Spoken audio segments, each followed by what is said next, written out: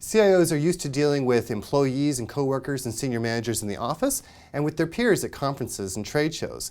Now with social media, how does it change the CIO's relationships?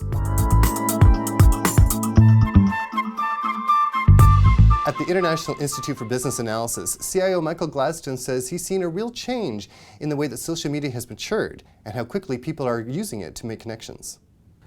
For me, I'm a really informal guy. I don't like, when my interactions with people I really try to keep informal. And one of the things I like about social media is the ability to kind of keep it that way. For me, when I tweet something, it's really just, here I am, this is what I'm doing, as opposed to, the sort of the polar opposite, which would be a press release and so on. So I really think in terms of developing those relationships, it gives anyone, and CIOs are obviously a potential big user, the ability to develop those relationships in a different way than would happen in the past. Something like LinkedIn, even a few years ago, I would feel awkward if I met somebody getting back and getting onto my computer and immediately reaching out to them on LinkedIn. Whereas today, it's half the time by the time I get back to do that, they've already done it.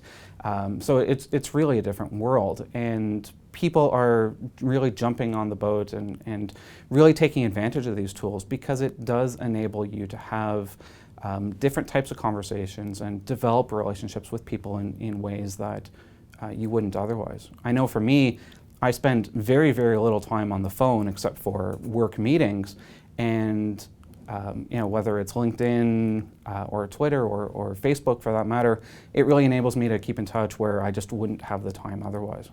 Steve Groves, the CIO of Good Life Fitness, says he's seeing social media used not just to disseminate information, but to start collaborating with customers on a real-time basis.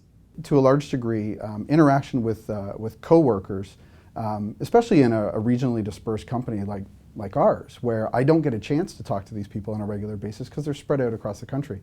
Social media gives us a chance to have that interaction in a real-time basis in a way that email or even a telephone call doesn't afford you. But then on top of that, the collaboration that's possible with customers that, again, you never would have thought possible. I mean, as soon as you open yourself up and put yourself out there and say, I'm going to represent our organization, whether or not that's been sanctioned by your PR and marketing people or not, you instantly attract people who want to come and talk to you as a representative of, or obviously in my particular case, the technology side of our business. And sometimes those are customers, and sometimes those are customers of our competitors who want to understand a little bit about the difference between our organizations and our utilization of technology in my particular role.